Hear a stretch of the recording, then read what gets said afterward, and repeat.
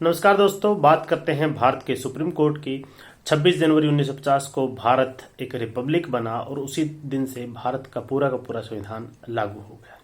उसी संविधान के लागू होने के साथ ही उस समय का फेडरल कोर्ट भारत का सुप्रीम कोर्ट बन गया।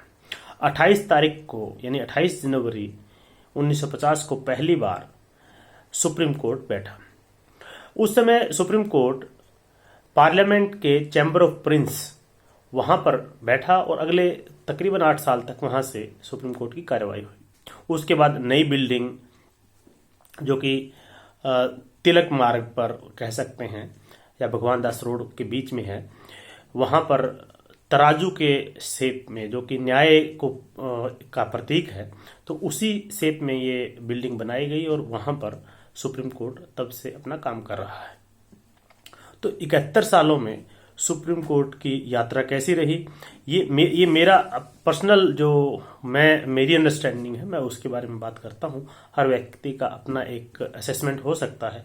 देश का सर्वोच्च न्यायालय है और उसकी जो यात्रा है बहुत ही कमाल की यात्रा कही जा सकती है। और इसमें जो 70 साल से ज़्यादा का जो समय हुआ है, 71 साल हो गए हैं, 72वें वर्ष में प्रवेश कर रहे हैं। तो इसमें देखा जाए तो पहले वर्ष में ही जब भारत रिपब्लिक हुआ और सुप्रीम कोर्ट बना, उसके 1 साल में ही ऐसे कुछ डिसीजन सुप्रीम कोर्ट ने दिए कि उस समय की जो पार्लियामेंट थी, जो कि प्रोविजनल पार्लियामेंट थी, उसको लगा कि भारत के संविधान में बदलाव करना पड़ेगा और जो फंडामेंटल राइट उस समय कॉन्स्टिट्यूएंट असेंबली ने भारत के संविधान में दिए, उसमें भी कटौती करने की जरूरत है और उसमें बदलाव किया गया। कई केस थे। सबसे महत्वपूर्ण केसों की अगर बात करें तो उस वर्ष में जो है ब्रिजभूषण शर्मा वर्सेस दिल्ली और दूसरा रमेश थप्पड़ वर्सेस स्टेट ऑफ मद्रास का मामला था। ये दोनों जो मामले थे वो प्रेस फ्रीडम से संबंधित थे। पहले मामले में इशू ये था कि प्री सेंसरशिप, यानी कि ब्रिजभूषण शर्मा के मामले में आरएसएस का जो वीकली न्यूज़पेपर होता था, ऑर्गेनाइजर इंग्लिश वीकली, उस पर प्री सेंसरशिप लगा दी गई थी।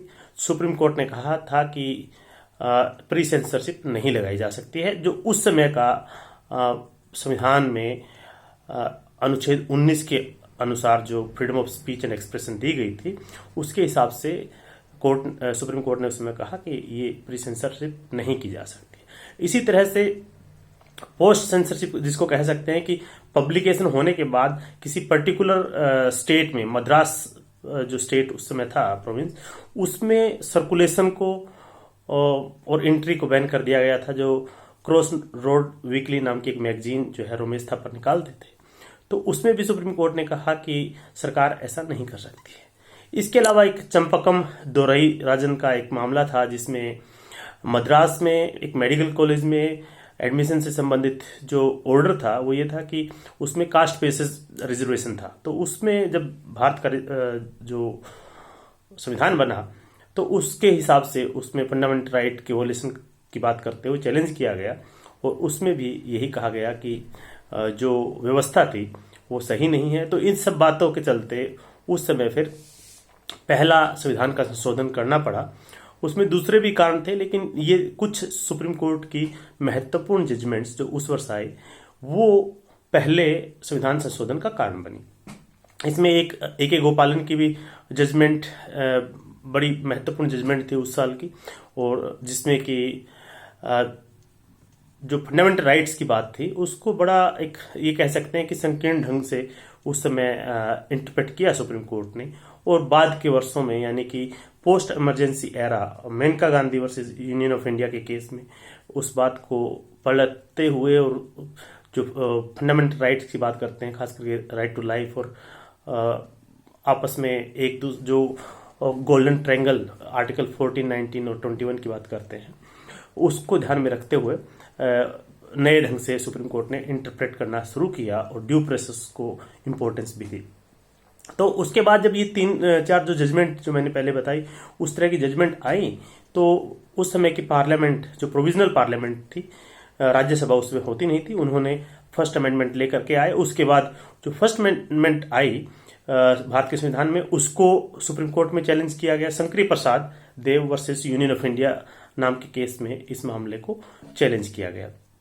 जब ये चैलेंज हुआ तो इसमें जो महत्वपूर्ण पॉइंट यही थे कि पहली बात तो ये थी कि जो पार्लियामेंट है इस समय वो प्रोविजनल पार्लियामेंट है, राज्यसभा है नहीं, और ये जो पार्लियामेंट है वो प्रोविजनल है, केवल एक ही सदन है पार्लियामेंट का, और इसलिए ये कॉम्पिटेंट नहीं है भारत के संविधान में संशोधन करने के लिए। ये एक महत्वपूर्ण पर्सन उस समय था शंकरदेव प्रसाद के मामले में, क्योंकि उस समय ये इन सब बातों के साथ साथ ये भी हुआ था कि जो संविधान में जो आर्टिकल 19 के तहत जो freedom of speech and expression की जो एक दायरा था उसको संकुचित कर दिया गया था, उसको कम कर दिया गया था, उसमें नए तरह के रीजनेबल रिस्ट्रिक्शन लगा दिए गए थे।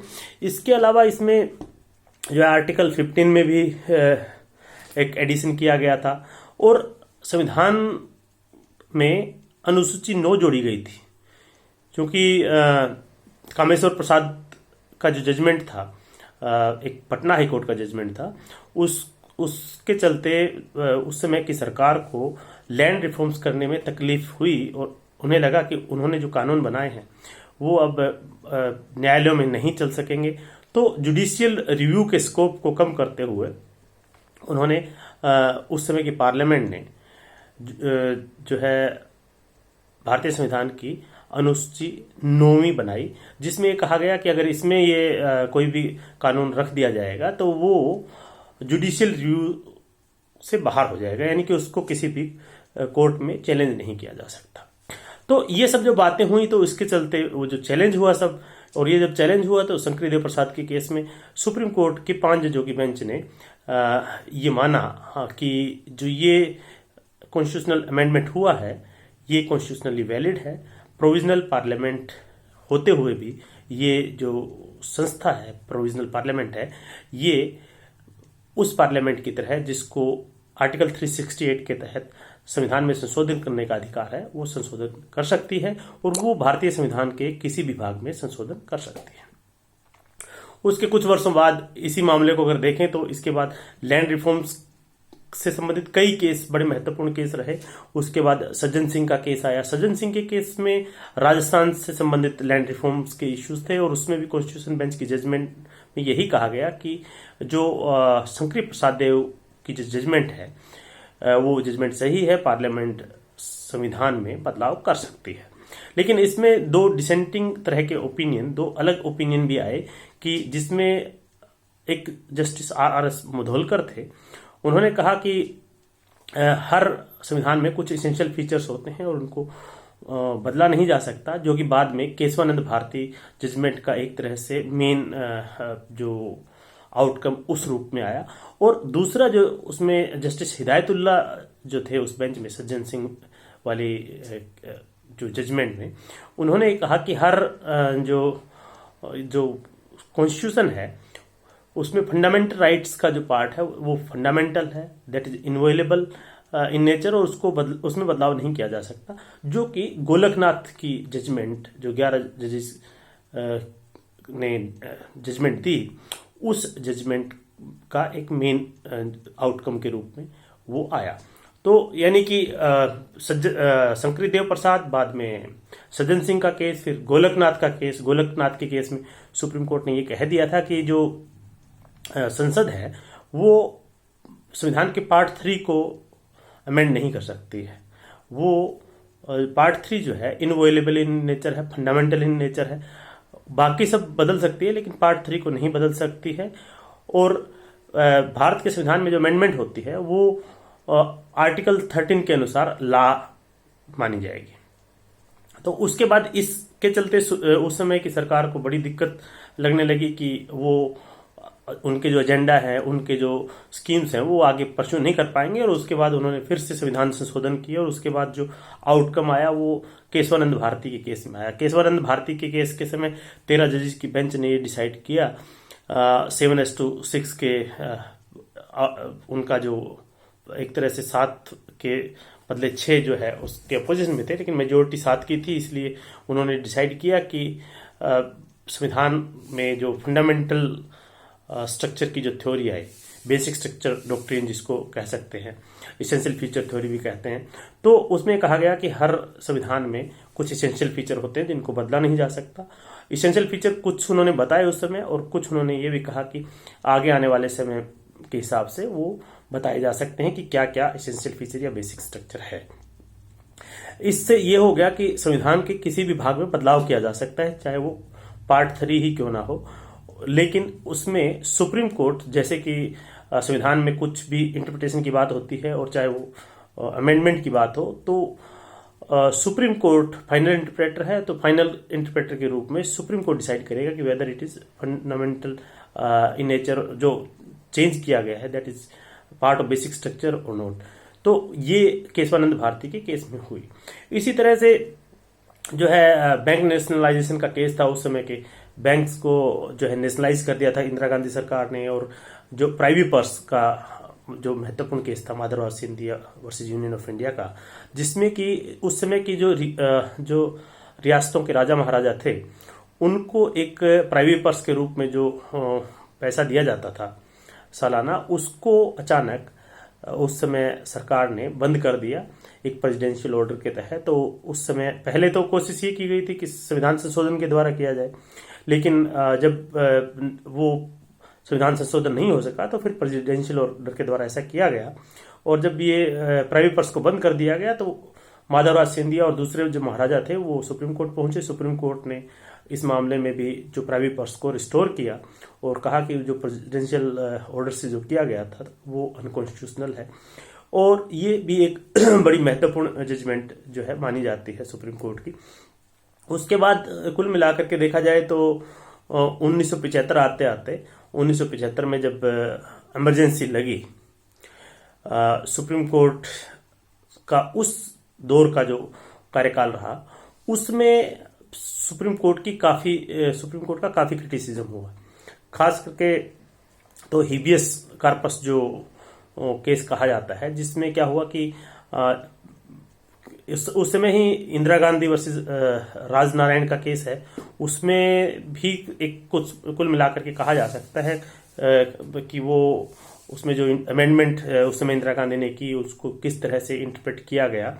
लेकिन सबसे ज्यादा क्रिटिसिज्म जो होता है वो हिबियस कार्पस जो पिटीशन थी उसका हुआ। उसमें हुआ क्या था कि जो इमरजेंसी के दौरान जितने भी उस समय के अपोजिशन लीडर्स थे उनको डिटेन कर लिया गया था, उनको जेल में डाल दिया गया था।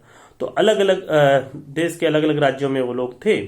तो अलग अलग राज्यों में जब जहां जहां वो थे वहां पर हाई कोर्ट्स को जो है हाई कोर्ट्स में पिटीशन फाइल की गई हिबियस कार्पस की, और ज्यादातर हाई कोर्ट्स ने उन मामलों में फर्म स्टैंड लेते हुए जो उनको डिटेन किया गया था उसको इलीगल माना, गलत माना, और उसी की को चैलेंज करते हुए एडीएम जबलपुर जो है सबसे पहले पिटीशन में आए। बाद में अटल बिहारी वाजपेयी और एल के अडवाणी वगैरह भी वहां पर कर्नाटका हाई कोर्ट में केस लड़े थे, क्योंकि वो कर्नाटका में डिटेन किए गए थे, अरेस्ट किए गए थे। इसी तरह से और भी जो नेता थे अलग अलग जगहों से थे, तो उन सबकी पिटीशन क्लब की गई थी। और उसमें जो एडीएम जबलपुर का केस था उसमें जो इंटरप्रिटेशन सुप्रीम कोर्ट ने दी उसको काफी जो है क्रिटिसाइज किया गया। ये कहा गया कि उस समय जो सुप्रीम कोर्ट को जिस तरह से इंटरप्रेट करना चाहिए था उस तरह से इंटरप्रेट नहीं किया गया। उस मामले में कुल मिलाकर के जो कॉन्स्टिट्यूशन बेंच की जजमेंट थी, 5 लोग थे और 500 लोगों ने अपने अपनी जजमेंट दी, और वो मेजोरिटी से 4:1 था। रीजनिंग सबकी अपनी अपनी थी, लेकिन 4 की मेजोरिटी थी। और उसमें यही था कि जो है इमरजेंसी के दौरान जो फंडामेंटल राइट्स को सस्पेंड किया जा सकता है। उसके बाद जब इमरजेंसी खत्म हुई तो फिर सुप्रीम कोर्ट को ऐसा लगा कि सुप्रीम कोर्ट का मीडिया में हर जगह पर काफी क्रिटिसिज्म जब हुआ, तो एक तरह से जो सुप्रीम कोर्ट है, सुप्रीम कोर्ट को लगा कि इसमें फंडामेंटल राइट्स का एक तरह से गार्जियन वही है, और उन एक तरह से जो आम आदमी को किस तरह से कोर्ट जो है उसको जस्टिस दे, किस तरह से उसके जो सोशल वेलफेयर और इकोनॉमिकल वेलफेयर हर तरह से उसके जो राइट्स है कैसे प्रोटेक्ट किए जाए। तो उसी हिसाब से सबसे पहले तो जो मेनका गांधी का केस आया उसमें आर्टिकल 21 जो है राइट टू लाइफ, उसको एक्सपेंड किया गया, उसमें ड्यू प्रोसेस को माना गया। और उसके बाद जो है नेक्स्ट लेवल पर यह हुआ कि जो पीआईएल का दौर चला, शुरुआती दौर में भारतीय कामगार यूनियन या इस तरह के कुछ केसेस थे, लेकिन सबसे एक महत्वपूर्ण केस जो हुआ वो हुसैनारा खातून versus secretary of Bihar state जो था वो था। उसमें कई कैदी जो थे जो बिहार की जेलों में अंडर ट्रायल प्रिजनर के रूप में कई कई सालों से अरेस्टेड थे, वहीं पर जेल में थे और उनके केस शुरू भी नहीं हो रहे थे। और जितना उनको जिस जुर्म में पकड़ा गया था उससे ज्यादा की जो सजा हो सकती थी उससे ज्यादा समय से वो जेल में थे और उनके ट्रायल भी शुरू नहीं हुए थे।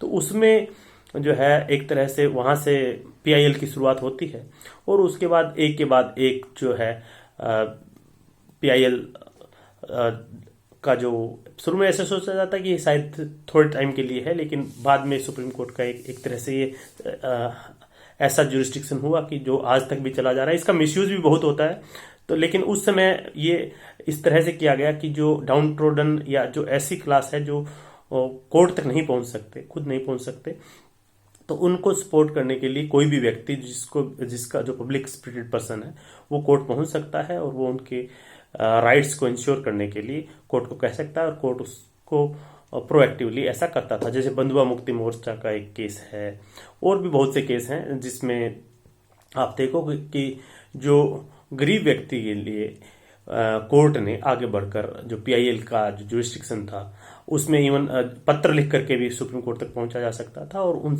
ऐसे तमाम केसेस हैं, लंबी लिस्ट है जिसमें सुप्रीम कोर्ट ने कमाल की डायरेक्शंस दिए हैं और गरीब व्यक्ति के फंडामेंटल राइट्स को इंश्योर किया है। उसके बाद उसी समय से जो है इंडिपेंडेंस ऑफ जुडिशरी के भी केसेस हुए। एसपी गुप्ता का केस है, बाद में जो है AOR supreme court AOR association versus Union of India का है और फिर तीसरा केस, चौथा केस, इस तरह से फर्स्ट जज केस, सेकंड जज केस, थर्ड जज केस, फोर्थ जज केस, ये इंडिपेंडेंस ऑफ जुडिशरी से संबंधित है।